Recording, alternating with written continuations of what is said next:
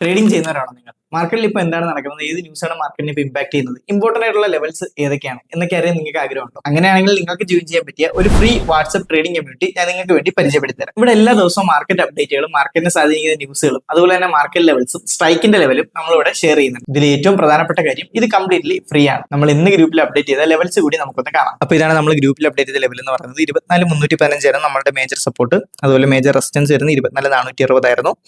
Inner ആയിട്ടുള്ള support വരുന്നത് 24,330ഉം 24,430 inner റെസിസ്റ്റൻസും ആയിരുന്നു.